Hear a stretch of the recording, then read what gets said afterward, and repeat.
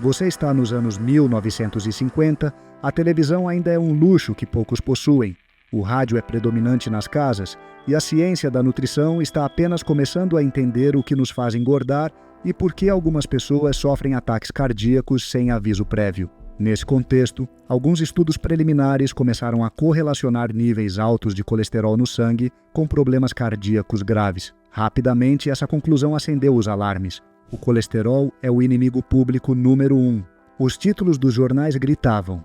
E é que, naquela época, precisava-se de um vilão. O colesterol era apontado como a grande ameaça invisível que percorria nossas artérias. Colocando em risco a saúde do coração, a sociedade precisava de algo para culpar. Por que tantas pessoas morriam de ataques cardíacos sem nunca terem sabido que estavam em perigo? Assim nasceu a lenda de um inimigo aparentemente simples. O colesterol é ruim. Tire-o da sua dieta, diziam médicos, revistas e campanhas de saúde pública. Com o passar dos anos, essa ideia enraizou-se. Foi muito fácil transformar o colesterol em um vilão perfeito. Aparece no exame de sangue, você faz um teste, dá um número elevado e pronto. Aí está o culpado. Está ligado a alimentos engordativos, carnes gordurosas, ovos, laticínios, todos suspeitos de elevar esse marcador temido. Parece médico e técnico, a palavra colesterol tinha a força de um diagnóstico definitivo, um resultado para temer. Muitas famílias na América, por exemplo, cresceram ouvindo histórias como: não coma tantos ovos que vai aumentar o colesterol. A carne vermelha entope suas artérias. Assim, pouco a pouco, ficou a noção no imaginário coletivo de que tudo que aumentava o colesterol era perigoso. E é aqui que o relato se torna mais dramático. Publicaram diretrizes nutricionais oficiais recomendando reduzir drasticamente a ingestão de gorduras saturadas e colesterol. As empresas alimentícias responderam inundando o mercado com produtos leves, baixos em gordura e sem colesterol. As pessoas, convencidas de estar fazendo o certo, substituíram gorduras por carboidratos refinados, pães brancos, cereais açucarados, etc. Esta mudança maciça de hábitos teve um efeito paradoxal. Os casos de obesidade e diabetes tipo 2 aumentaram. E embora hoje em dia saibamos que nem todo colesterol é inimigo, aquela campanha global foi tão eficaz que se você perguntar aos seus avós, tios, ou mesmo a várias pessoas que você conhece, muitos continuam dizendo: cuidado com o colesterol, é ruim. Agora preste atenção especial a este dado. De acordo com a Organização Mundial da Saúde, OMS, as doenças cardiovasculares causam cerca de 17,9 milhões de mortes por ano em todo o mundo, representando 31% de todas as mortes. Surpreendentemente, estima-se que quase metade dessas pessoas afetadas tinham níveis de colesterol considerados normais antes de sofrer o evento cardiovascular, o que demonstra que normal nem sempre é o mesmo que ótimo. A diferença entre normal e ótimo pode parecer irrelevante, mas imagine que você vive em 2050. Todos os humanos são obesos e vivem até os 45 anos porque a maioria morre de ataques cardíacos ou doenças do coração. O normal seria morrer nessa idade e estar doente. Não parece assim. É por isso que, mesmo que seus exames de laboratório pareçam normais, aparentemente isso não significa que sejam bons ou ótimos. E hoje vamos falar sobre isto, a origem do mito e seu enraizamento cultural. Por que o colesterol foi tão facilmente demonizado? Parte da resposta está no fato de que nosso cérebro adora explicações simples. Se algo estiver errado com o seu coração, deve haver um fator responsável. E se o colesterol aumentar, aí está o fator. Além disso, descobertas de laboratório mostraram depósitos de gordura nas paredes arteriais de pessoas com doenças cardíacas. Ligando alguns pontos, assumiu-se que colesterol é igual a gordura ruim. No entanto, essa visão não considerava a complexidade do metabolismo, nem o papel que o colesterol desempenha na produção de hormônios, a formação de membranas celulares ou a criação de vitamina D. Apenas víamos a superfície de um quadro muito mais intricado. No meio desse cenário, surgiram alguns pesquisadores que começaram a questionar a hipótese de que todo colesterol é ruim, mas eles se depararam com um ambiente em que a redução de gorduras e colesterol já havia se tornado um dogma médico. Isso levou a várias décadas de confusão, onde as diretrizes nutricionais continuaram focadas em reduzir gorduras, sem distinguir os diferentes tipos de lipídios nem a importância de um estilo de vida completo, exercício, estresse, genética e assim por diante. O tempo passa Farmácias cheias de medicamentos projetados para reduzir o colesterol em geral se tornam comuns. Milhões de pessoas mudam sua dieta, evitando ovos ou consumindo versões desnatadas de todos os tipos de alimentos, às vezes substituindo por grandes quantidades de açúcar ou outros ingredientes pouco saudáveis. O resultado? Um cenário onde a obesidade e a síndrome metabólica crescem enquanto o consumo de colesterol teoricamente reduz. Não parece paradoxal? Supõe-se que a doença cardiovascular, a origem de toda esta questão, deveria ter diminuído se o colesterol alimentar fosse de fato o principal inimigo. Dessa forma, chegamos à época atual, na qual finalmente se começa a reconhecer que o tema é muito mais complexo do que as antigas revistas de saúde prometiam. Até aqui você deve estar se perguntando: então, o colesterol é bom ou ruim? A resposta, como você descobrirá no próximo capítulo, não se resume a um simples sim ou não. Na verdade, é importante entender as nuances e a relevância enorme de fatores como a inflamação, a genética e os tipos específicos de colesterol e suas partículas. Fique atento porque você está prestes a derrubar um dos grandes mitos da saúde moderna. No próximo capítulo, você encontrará uma redefinição completa do que chamamos de colesterol bom e colesterol ruim. Não é o que você pensa. E isso eu te garanto, acredite, pode surpreender você. Você se lembra daquelas manhãs em que seus pais ou avós diziam preocupados: não coma tantas gemas de ovo, vai aumentar seu colesterol? Durante décadas esse aviso ressoou em lares de todo o mundo, porque se acreditava que todo o colesterol que ingeríamos ia direto entupir nossas artérias. No entanto, o que muitas vezes deixamos passar é que o colesterol que vem da dieta, exógeno, não é exatamente o mesmo que o corpo produz naturalmente, endógeno. E essa distinção pode ser crucial para entender por que não reagimos da mesma forma à mesma comida. Por que existe essa confusão? Para ilustrar, imagine que em seu corpo há duas fontes de colesterol. A fábrica interna, seu fígado, que é um órgão altamente especializado, regula a produção de colesterol de forma contínua. Tudo o que você come, de ovos e carnes a frutos do mar, contém alguma quantidade de colesterol, embora varie muito conforme o alimento. Antigamente, pensava-se que ao consumir colesterol, ele passaria diretamente para a corrente sanguínea, elevando seus níveis de forma linear. Mas, na realidade, seu organismo não funciona como um funil sem filtro. O intestino está preparado para absorver parte do colesterol e excretar o resto. E o seu fígado lê os sinais de quanto está entrando para modular a produção interna. Quando você come mais colesterol, o fígado geralmente fabrica menos, e se você ingere menos, o fígado aumenta sua produção para manter o equilíbrio. Absorção seletiva. O intestino delgado tem mecanismos para decidir quanto colesterol reter e quanto descartar através da bile e das fezes. Impacto variável conforme a pessoa. Algumas pessoas são geneticamente superabsorventes e experimentam aumentos mais marcantes em seus níveis de colesterol no sangue, após comer ovos ou produtos de origem animal. Outras, por outro lado, mal veem mudanças. Reputação controversa. Historicamente, o colesterol dietético foi demonizado. No entanto, as evidências atuais sugerem que, para a maioria da população, a ingestão moderada de alimentos com colesterol não é um fator de risco tão direto quanto se pensava. Desde que se mantenha um estilo de vida saudável com poucos alimentos ultraprocessados, exercício suficiente e controle da inflamação. Colesterol endógeno, aquele que seu corpo produz. Calcula-se que entre 70% e 80% do colesterol circulante vem da produção interna do organismo. Seu fígado atua como um painel de controle que recebe sinais de vários hormônios e nutrientes, ajustando a quantidade de colesterol que produz. O colesterol endógeno participa na síntese de hormônios, na estrutura das membranas celulares e até na formação de vitamina D.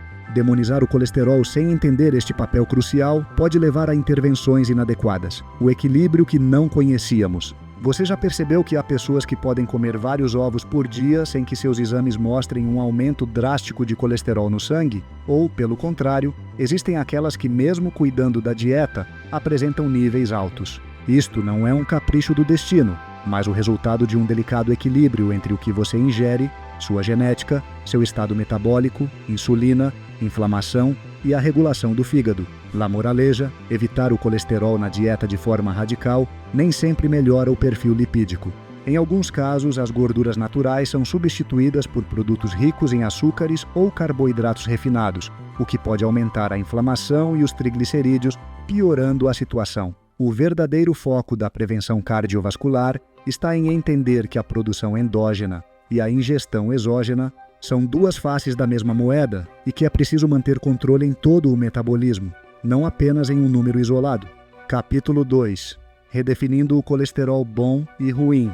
Agora que já conhecemos essa distinção fundamental entre o colesterol que você ingere e o que o seu próprio organismo gera, podemos mergulhar na complexidade das lipoproteínas. Imagine que cada uma dessas lipoproteínas é como um veículo que transporta gordura e colesterol ao longo do seu sangue, mas nem todos os veículos têm o mesmo tamanho, nem carregam a mesma mercadoria, nem estão igualmente bem conservados. O colesterol é como um passageiro que não pode viajar sozinho no sangue porque é uma molécula hidrofóbica.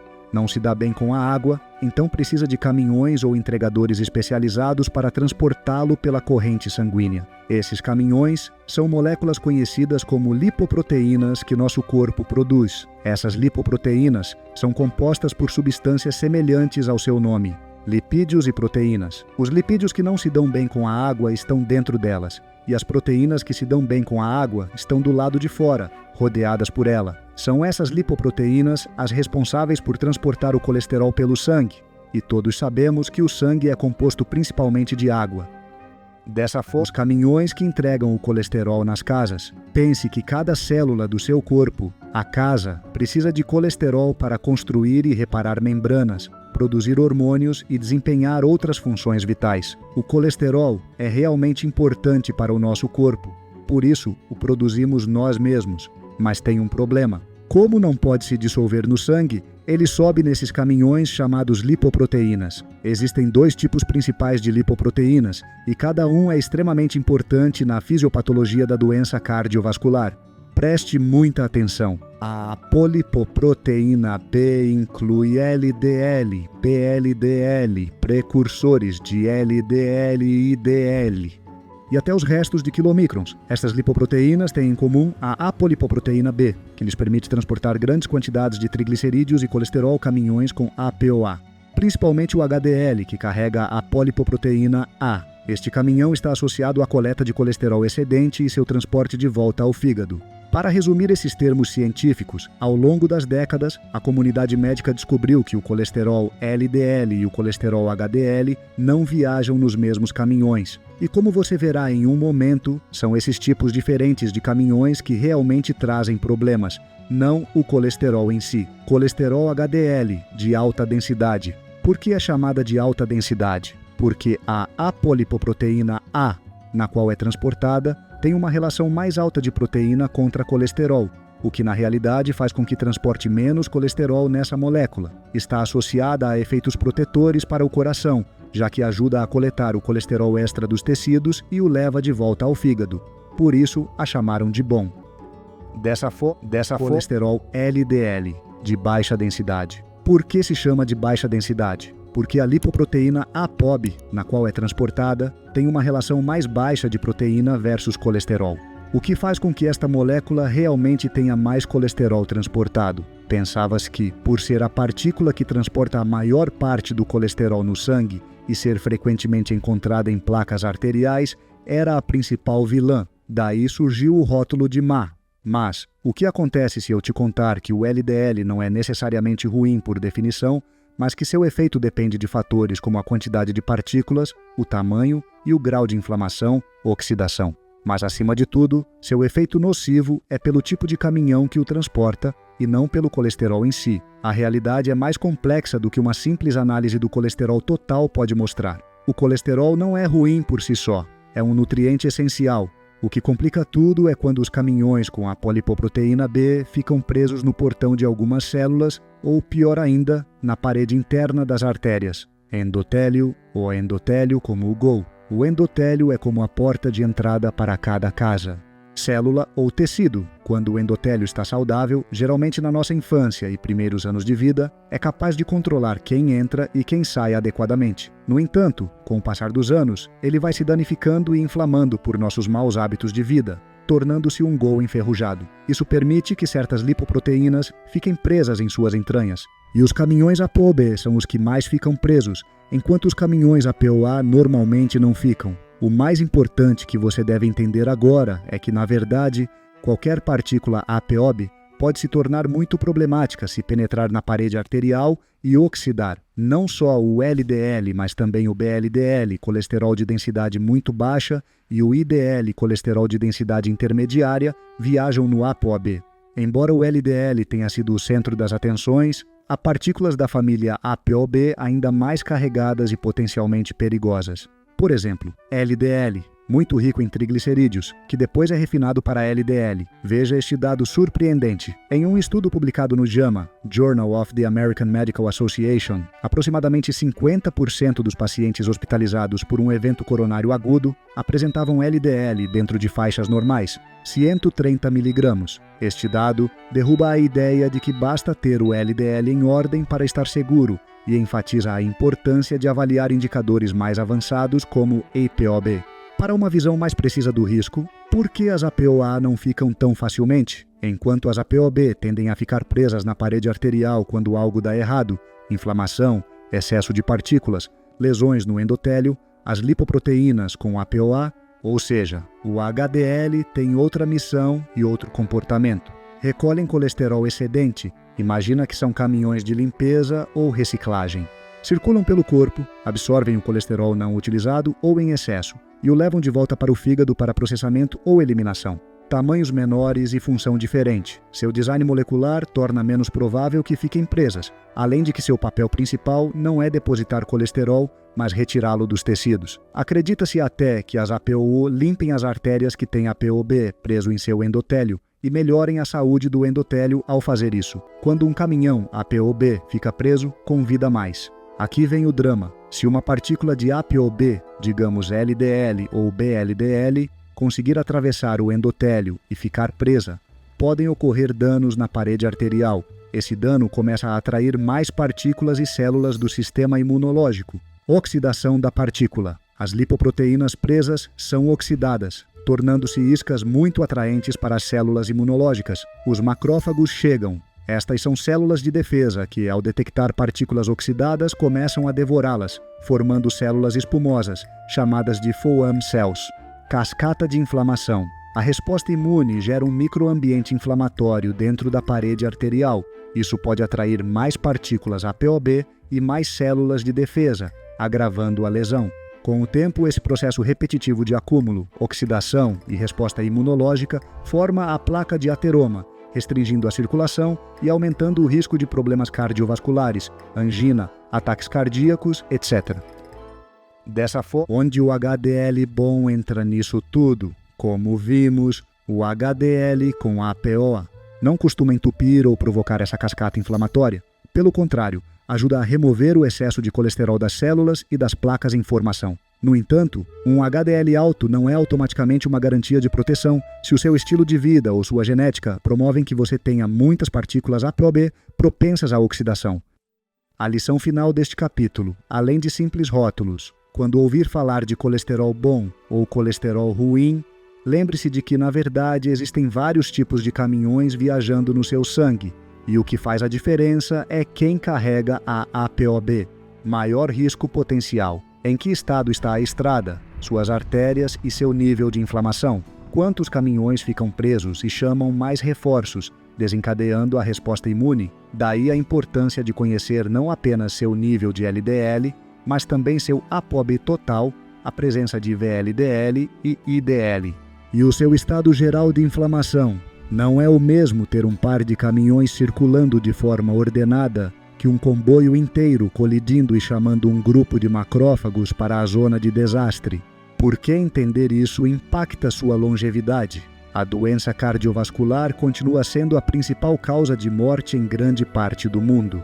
Desmistificar o mito do colesterol alto como um mal absoluto é crucial para entender que seu risco real depende de múltiplos fatores, número e tipo de partículas de LDL. ApoB, grau de inflamação sistêmica, estado de resistência à insulina, genética. Algumas pessoas têm hipercolesterolemia familiar, hábitos de vida, dieta, exercício, manejo do estresse, sono. Quando combinamos todos esses elementos, obtemos uma imagem mais fiel do seu risco cardiovascular e podemos focar as intervenções no que realmente importa. Tudo o que foi mencionado acima deixa claro que não basta olhar apenas o colesterol total em um exame de sangue, nem mesmo nos contentar com o LDL-C tradicional. Existem testes mais específicos, como medir diretamente o número de partículas LDL, LDLP ou a concentração de ApoB, que lhe dão uma visão muito mais precisa de quão carregadas estão suas artérias. Vamos observar então o seguinte dado tão curioso. Se você entendeu bem este capítulo, agora deve saber que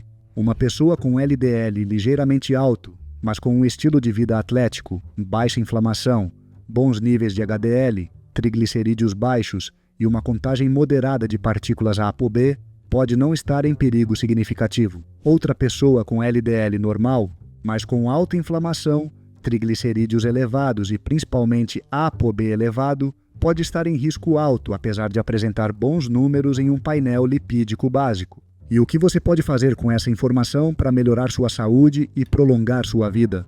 Peça um perfil lipídico mais detalhado. Se possível, além do perfil lipídico normal que seu médico sempre solicita, peça exames que meçam ApoB, já que os médicos nunca enviam por protocolo normal, além da proteína C reativa, PCR, ultrassensível para ter uma ideia dos seus níveis de inflamação. Avalie seus hábitos de vida. Exercício, qualidade do sono e controle do estresse não são luxos, são pilares que determinam sua saúde cardiovascular e metabólica. Pense no colesterol como parte de um todo. O fígado, as artérias, suas células, a genética e o que você come, juntos, orquestram uma sinfonia muito complexa. Focar apenas em um número pode levar a conclusões erradas. Agora que você viu que o colesterol alimentar e o colesterol endógeno não são equivalentes e que LDL e HDL não são divididos em ruim e bom de forma tão simples, você deve estar se perguntando: o que mais estou perdendo para entender completamente minha saúde cardiovascular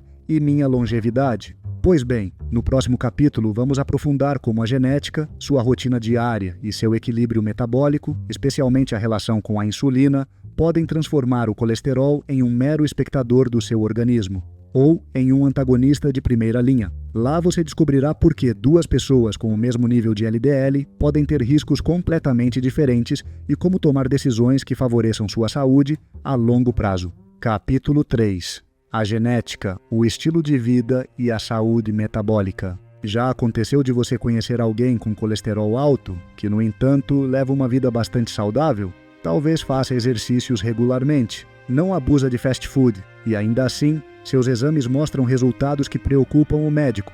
Por outro lado, há aquela pessoa que come de tudo, parece se descuidar, mas mantém o colesterol dentro dos limites aceitáveis. Como se explica essa aparente contradição? Bem-vindo ao mundo da genética e da saúde metabólica, onde nada é tão simples como comer mais ou menos gorduras. Primeiro, o fator genético, quando a hereditariedade comanda.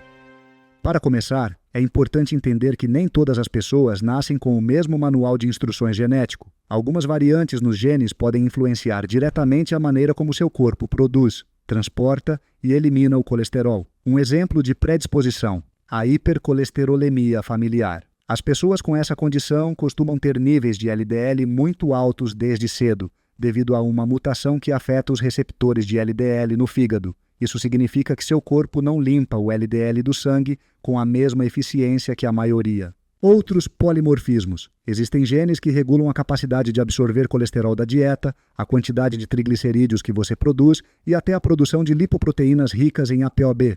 O importante aqui é que se sua família tem história de colesterol alto ou doenças cardíacas prematuras, não basta dizer: pare de comer gorduras. Simulação. A alimentação é importante, mas às vezes o problema está na maquinaria interna, que não funciona como para a maioria das pessoas. Um exemplo da vida real. Imagine José e Maria. José tem uma mutação genética que faz com que ele produza mais partículas de LDL do que precisa. Mesmo comendo saudável, seus níveis permanecem altos. Maria, por sua parte, não tem esse problema genético, mas sua dieta e estilo de vida são tão desordenados que, no final, ela também termina com níveis altos de LDL, embora por razões diferentes. O resultado? Ambos têm um risco cardiovascular elevado. Mas a estratégia para ajudá-los não será exatamente a mesma. Em José, será necessário monitorar mais de perto suas partículas ApoB. Talvez ajustar sua dieta mais precisamente e considerar intervenções específicas. Maria, por outro lado, talvez melhore drasticamente apenas com uma mudança abrangente de hábitos. Segundo, o papel da saúde metabólica. muito mais do que apenas colesterol. Mas a genética não é tudo. Nossos hábitos de vida podem ativar ou desativar certos genes, piorar ou melhorar a situação. É aí que entra a saúde metabólica, resistência à insulina. Quando o corpo não responde bem à insulina, os níveis de glicose no sangue e triglicerídeos disparam, facilitando a produção de VLDL, outra lipoproteína com ApoB. Ao mesmo tempo, cresce a inflamação crônica de baixo grau que enfraquece o endotélio, tornando-o mais suscetível à adesão de partículas. Inflamação sistêmica. Você come muitos alimentos ultraprocessados? Sofre de estresse crônico? Não dorme o suficiente? Todos esses fatores causam um estado inflamatório que transforma suas artérias em um terreno fértil para as partículas ApoB ficarem presas. Exercício e composição corporal. Não é apenas o peso corporal em quilos, mas onde a gordura se acumula. O excesso de gordura visceral ao redor dos órgãos altera a sensibilidade à insulina e aumenta a inflamação. Enquanto isso, a atividade física regular melhora a capacidade do seu corpo para lidar com gorduras e açúcares. O mito de comer menos gordura ou menos colesterol. Por anos tem sido martelada a ideia de que o único passo importante para baixar o colesterol é reduzir a ingestão de gorduras saturadas ou colesterol dietético. No entanto, isso ignora o resto da equação metabólica. Você pode comer poucos ovos, mas se sua alimentação estiver repleta de açúcares e carboidratos refinados, isso desencadeará aumentos nos triglicerídeos, maior acúmulo de gordura visceral e mais inflamação. Existem indivíduos que podem tolerar mais gorduras na sua dieta sem elevar muito suas lipoproteínas perigosas, contanto que mantenham um equilíbrio geral, proteínas de qualidade, carboidratos não refinados, micronutrientes suficientes e um estilo de vida ativo. Terceiro, o círculo virtuoso ou vicioso da saúde metabólica. A boa notícia é que você não é um prisioneiro dos seus genes, pelo menos não 100%. Sua saúde metabólica pode melhorar ou piorar a predisposição genética que você tem. Imagine isso como um grande regulador que pode suavizar ou intensificar as tendências herdadas. Se você promover um ambiente interno equilibrado, boa dieta, exercício, controle de estresse, bom sono, você conseguirá ter artérias menos inflamadas, menor número de partículas ApoB e um endotélio mais resistente à adesão. Se você perpetuar maus hábitos, seus genes desfavoráveis serão exacerbados. Além disso, mesmo que você não tenha uma forte predisposição genética, a acumulação de fatores negativos pode igualmente gerar altos riscos de doenças cardiovasculares. Mas fique comigo, porque estou prestes a mencionar um inimigo mortal que quase nunca medimos e que, se seus genes não estiverem a seu favor, você pode já estar ciente: a calcificação nas suas artérias. Capítulo 4. O índice de cálcio como indicador de risco cardiovascular. Você já ouviu falar do índice de cálcio ou Calcium Score e se perguntou por que cada vez mais pessoas o fazem para conhecer seu risco cardiovascular? Imagine que você tem uma radiografia especial do futuro do seu coração, uma prévia de quanto ele endureceu. Oh não, suas artérias. Esse é, em termos simples, o poder do estudo de cálcio coronário, conhecido como CAC em inglês. 1. O que é o Calcium Score e por que é importante? O Calcium Score consiste em uma tomografia computadorizada das artérias coronárias que detecta e quantifica a presença de cálcio na parede arterial. Ao longo do tempo, as placas arteriais tendem a se calcificar. Por isso, encontrar cálcio nas artérias coronárias está associado a um maior risco de desenvolver eventos cardíacos como ataques cardíacos. Quanto mais alto for esse índice, mais placa calcificada se costuma ter. Como é feito? Geralmente é uma varredura não invasiva e rápida. Não requer meios de contraste ou procedimentos dolorosos. Mede a quantidade e densidade de cálcio, expressa como uma pontuação. O intervalo vai de 0, ausência de cálcio detectável, até valores muito altos, acima de 400 ou 1000, que indicam alta probabilidade de doença coronária significativa. Numerosas pesquisas, como o estudo multiétnico de aterosclerose, MESA, demonstraram que este índice é um forte preditor de eventos cardiovasculares, sendo até mais preciso que os valores tradicionais de LDL em muitos casos. Embora uma pontuação de 0 geralmente esteja associada a baixo risco, não significa imunidade total, já que podem existir placas moles não detectadas pelo teste e vários fatores, inflamação, hipertensão, dislipidemia, podem facilitar a formação de novas placas com o tempo. As faixas do Calcium Score vão de 0 até mais de 400, com aumentos significativos no risco de complicações coronárias à medida que a pontuação aumenta. Por exemplo, Aqueles que superam os 100 pontos têm até 10% de chance de um evento cardíaco em 10 anos, enquanto acima de 400 o risco pode ultrapassar 20% no mesmo período. Vale destacar que muitas pessoas com altas pontuações de cálcio mostram parâmetros normais de colesterol ou glicose, descobrindo assim uma ameaça oculta às suas artérias. Consequentemente, o score de cálcio é essencial para revelar problemas que poderiam passar despercebidos em exames tradicionais, mesmo que o seu médico diga que você não tem critérios para fazê-lo. No entanto, se integra melhor dentro de uma avaliação cardiovascular completa, junto com marcadores avançados de ApoB, PCR ultrassensível, medições de resistência à insulina, entre outros, e uma avaliação do estilo de vida. Uma pontuação de cálcio baixa não dispensa cuidar da alimentação, o exercício e o controle da inflamação crônica, enquanto que um elevado exige uma vigilância mais estreita e frequentemente intervenções que limitem a progressão da placa. 2. Por que um índice de cálcio normal nem sempre significa que você está em uma zona segura? Um dos grandes mitos em torno deste estudo é acreditar que um score de cálcio baixo ou igual a zero significa que tudo está perfeito. Sem dúvida, um score de cálcio zero costuma estar associado a um menor risco a curto e médio prazo, mas não detecta as placas moles. O cálcio coronário registra as placas que já se calcificaram, mas nem sempre detecta as placas moles, não calcificadas, que podem ser instáveis e se romper, causando um infarto. Os fatores de risco continuam presentes. Mesmo que o índice de cálcio seja baixo, se houver altos níveis de inflamação, resistência à insulina ou partículas de ApoB elevadas, o risco real pode estar disfarçado: o tempo e a progressão. Uma pontuação baixa hoje não garante que continue assim em alguns anos. Se medidas não forem tomadas, as placas podem se formar e calcificar mais tarde. Em outras palavras, um resultado normal pode ser uma boa notícia, mas não dá carta branca para descuidar da dieta, do exercício ou da inflamação. O corpo é um sistema dinâmico e a ausência de cálcio hoje não descarta a formação de placas perigosas amanhã. 3. Como o Calcium Score se encaixa em seus exames? 1.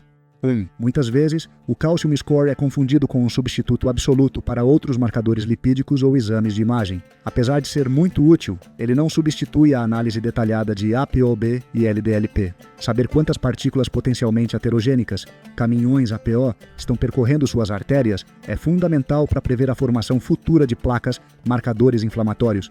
Proteína C reativa ultrassensível. A inflamação crônica pode precipitar o aparecimento de placas instáveis. A avaliação da saúde metabólica inclui medições como insulina em jejum, a hemoglobina glicada, a A1C ou o modelo de homeostase de resistência à insulina, já que a resistência à insulina pode acelerar a doença arterial. Outros estudos de imagem, em casos de dúvida ou em populações de alto risco, uma angiotomografia de coronárias, que se usa contraste, pode detectar placas moles que o Calcium Score não revela. 4. Quem deve fazer o Calcium Score? Embora cada caso seja particular, todos devemos fazer um teste de cálcio pelo menos uma vez na vida, depois dos 20 anos, para identificar precocemente se algo está anormal com nosso risco cardiovascular.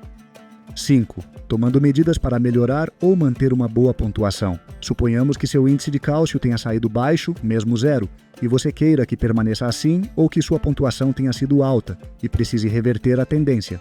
Trabalhe a inflamação, mantenha um estilo de vida que reduza o estresse crônico, melhore o sono, limitar alimentos ultraprocessados e excesso de açúcares, exercícios estruturados, treinamento de força e atividades aeróbicas ajudam a controlar a pressão arterial e melhorar a sensibilidade à insulina. 2 pilares para proteger suas artérias: vigilância constante. Uma pontuação de 0 hoje pode aumentar em alguns anos se você abandonar os bons hábitos. Repetir o teste periodicamente, sob recomendação médica, pode ser útil para avaliar a progressão ou estabilização da doença. Tratamentos específicos. Em casos de alto risco, um profissional de saúde pode recomendar mudanças na dieta, medicamentos ou intervenções mais rigorosas para retardar a progressão da calcificação. 6ª reflexão final sobre o índice de cálcio. O Calcium Score não é a varinha mágica que resolverá todas as incógnitas da sua saúde cardiovascular, mas ele oferece um mapa de como estão suas artérias em termos de calcificação. junto com testes avançados de lipídios, marcadores inflamatórios e uma avaliação global da saúde metabólica, torna-se uma ferramenta para refinar a previsão de riscos e tomar decisões personalizadas. Você gosta desses documentários educativos mais longos do que nossos vídeos usuais? Deixe-me saber na seção de comentários. Quero convidá-lo a visitar nosso coach de saúde em tuvisalude.com. Se quiser saber mais sobre este assunto, nosso coach está pronto para ajudá-lo. Não esqueça de compartilhar este vídeo com seus familiares e conhecidos. E isso nos ajuda a continuar criando conteúdo como este. Nos vemos no próximo. Um abraço.